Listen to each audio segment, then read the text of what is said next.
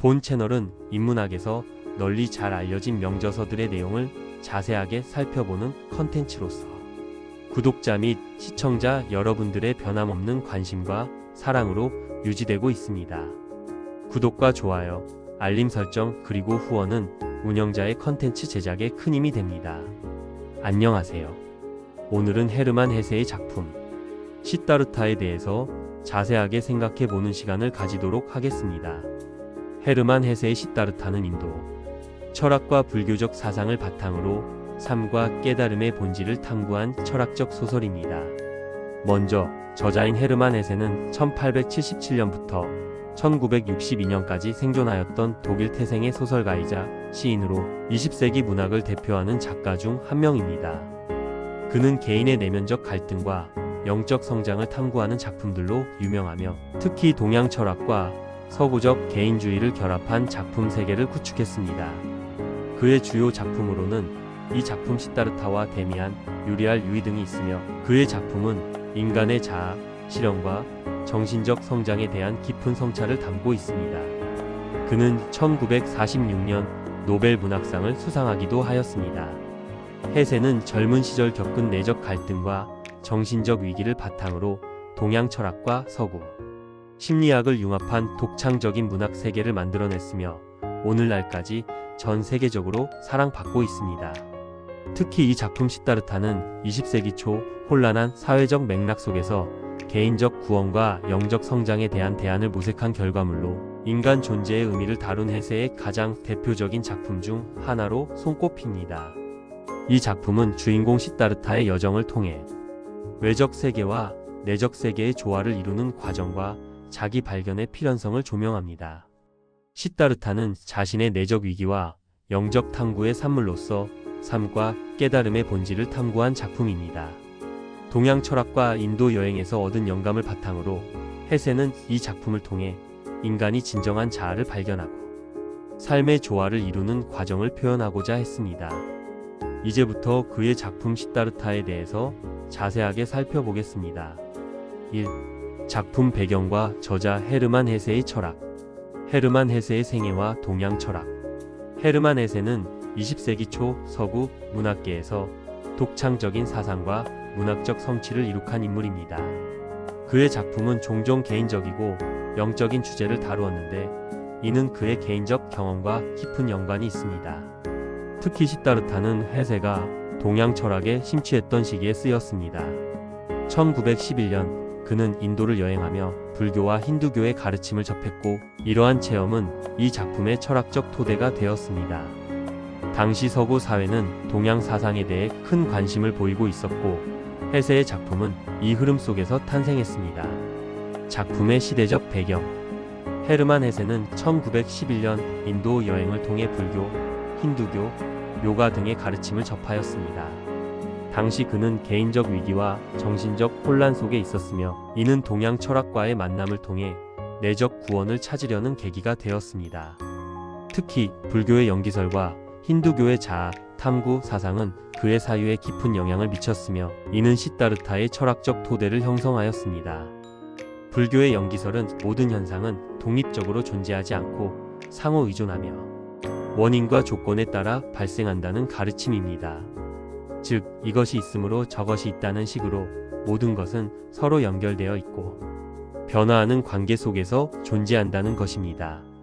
이 가르침은 인간 존재의 본질, 고통의 원인 집착, 그리고 이를 극복하기 위한 깨달음의 길을 설명하는 불교 철학의 핵심입니다. 영기설은 개인적 고통뿐만 아니라 우주의 존재 자체를 이해하는 토대를 제공하며 공사상과 깊이 연결됩니다. 이 작품이 출간된 1922년은 1차 세계대전의 상흔이 남아있던 시기로 유럽 전역에서 정신적 공황과 가치관의 혼란이 극에 달했던 시기였습니다. 전통적 종교와 서구의 합리주의가 쇠퇴하는 가운데 많은 이들이 동양 철학과 같은 대안적 사상에 주목하였습니다. 시다르타는 이러한 시대적 요구에 부응하며 새로운 철학적 전망을 제시한 작품이기도 합니다. 이에 인간 존재의 본질과 삶의 의미에 대한 물음이 대두되었고 시다르타는 이러한 시대적 요구에 부응하는 철학적 소설로 자리 잡았습니다. 2. 작품의 줄거리와 세부 분석. 시다르타는 주인공 시다르타가 진정한 깨달음을 얻기 위해 겪는 일련의 여정을 다룹니다. 첫 번째 여정. 브라만의 아들로서의 삶과 의문. 시다르타는 고대 인도 브라만 계급의 아들로 태어나 아버지로부터 경전과 의식을 배우며 성장합니다. 그는 신에게 재물을 바치고 우주적 진리에 대해 배웁니다.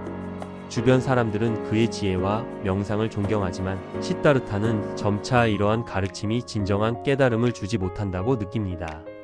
그는 내면의 불만족을 표현하며 아버지에게 사문이 되겠다고 선언합니다.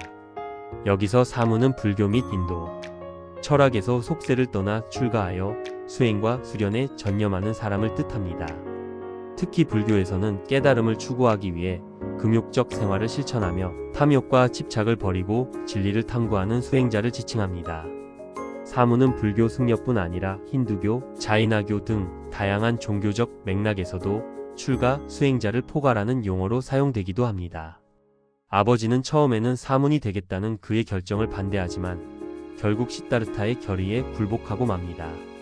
이로써 시다르타는 친구 고빈다와 함께 전통적인 브라만 가르침을 떠나 새로운 길을 모색하기 시작합니다. 두 번째 여정. 사문들과의 고행 생활.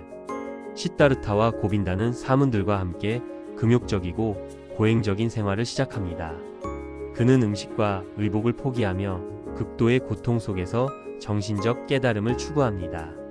이러한 과정에서 시다르타는 고통을 이겨내는 법을 배우지만 여전히 내면의 평화와 진리를 얻지 못합니다.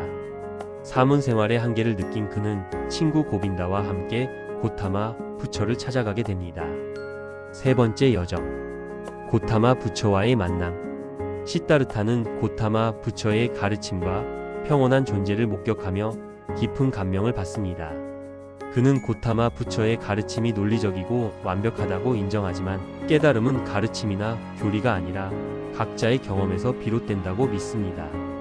이로 인해 그는 고빈다와 결별하게 됩니다. 고빈다는 고타마 부처의 제자가 되지만 시다르타는 스스로의 길을 찾아 떠나게 됩니다. 네 번째 여정. 세속적 삶과 사랑. 시다르타는 세속적 삶을 경험하기로 결심합니다. 그는 부유한 매춘부인 카말라를 만나 사랑을 배우고 상인 카마스 와미와 함께 일하며 물질적 성공을 쌓습니다. 그는 사랑과 쾌락, 재산과 성공을 경험하지만 이러한 삶이 점차 그를 공허하게 만들게 합니다. 세속적 유혹에 젖어가던 시다르타는 자신이 본래 추구하던 진리를 잃어버렸음을 깨닫게 됩니다. 그는 카말라와의 관계를 포함한 모든 세속적 삶을 뒤로한 채 강가로 떠납니다. 다섯 번째 여정. 강가에서의 깨달음. 강가에 도달한 시다르타는 강가에서 바수데바라는 뱃사공을 만나 그의 제자가 됩니다.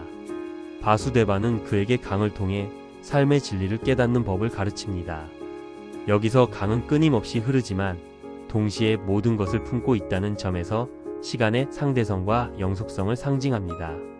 강의 흐름을 관찰하며 시다르타는 모든 생명이 상호 연결되어 있음을 깨닫게 됩니다. 그는 시간과 삶의 이원성을 초월한 통합적 깨달음을 얻습니다. 결말. 고빈다 부처와의 재회. 오랜 시간이 흐른 후 고빈다 부처는 우연히 시다르타를 찾아옵니다. 고빈다 부처는 여전히 깨달음을 찾고 있었지만 시다르타는 이미 깨달음을 얻은 상태였습니다. 시다르타는 고빈다 부처에게 강의 교훈과 자신의 경험을 전하며 깨달음이 가르침이 아니라 경험과 존재 그 자체에서 비롯된 것임을 강조합니다. 고빈다 부처는 시다르타를 통해 깊은 영적 평화를 느낍니다. 3. 주제와 철학적 메시지. 깨달음의 본질. 시다르타는 깨달음이 외부의 가르침이 아닌 개인적 경험과 내적 성찰에서 비롯된다는 점을 강조합니다. 시다르타는 세속적 유혹과 고행, 교리의 학습을 모두 경험하며 깨달음의 본질이 바로 자기 자신 안에 있다는 것을 깨닫습니다. 삶의 이중성과 조화. 이 작품은 세속적 삶과 영적 삶의 조화를 보여줍니다.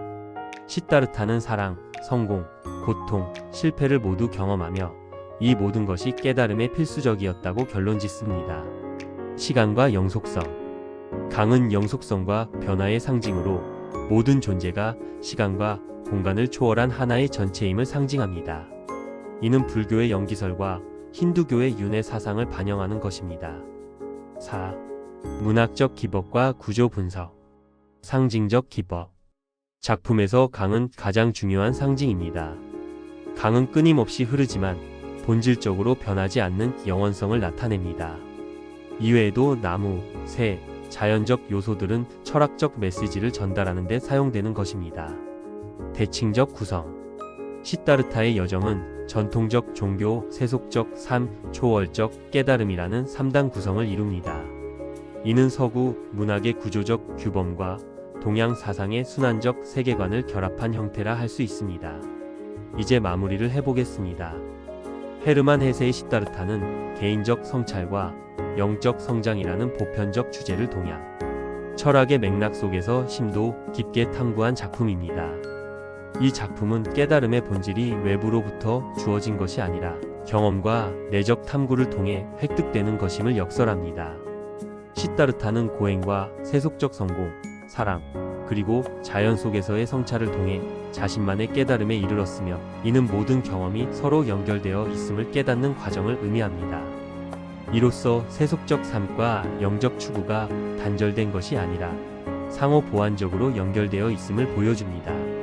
시다르타는 자신의 모든 경험을 통해 전체성을 발견하며, 그의 여정과 깨달음은 동양 철학의 핵심적 사상과 서구적 개인주의를 조화롭게 결합한 결과물이라 할 수 있습니다. 이는 동양 철학의 지혜와 서구적 개인주의의 융합으로 현대 독자들에게도 유의미한 메시지를 전달합니다. 시다르타는 헤세 자신의 정신적 방황과 자기 성찰의 결과물로 외부의 가르침이 아닌 개인적 경험과 내면적 탐구를 통해 얻는 깨달음의 중요성을 강조하며, 작가로서 그의 철학과 세계관을 집약한 상징적 작품으로 평가받고 있습니다. 현대 독자들에게도 이 작품은 삶의 복잡성을 통합적으로 이해하고 자기 성찰과 조화로운 삶을 추구할 수 있는 철학적 지침으로 작용합니다. 시다르타는 삶의 본질을 이해하고자 하는 모든 이들에게 깊은 통찰을 제공하는 문학적, 철학적 유산으로 남아있다고 할 것입니다. 끝으로 오늘날에도 시다르타는 인간의 보편적 문제에 대한 철학적 통찰과 문학적 아름다움을 동시에 제공하는 걸작으로 평가받고 있으며, 이는 단순히 한 개인의 영적 여정을 넘어 모든 이들이 자기 성찰과 조화를 통해 삶의 진정한 의미를 찾도록 이끄는 귀중한 지침서라 할 수 있겠습니다. 구독과 좋아요, 알림 설정, 그리고 후원은 운영자의 컨텐츠 제작에 큰 힘이 됩니다. 시청해주셔서 고맙습니다.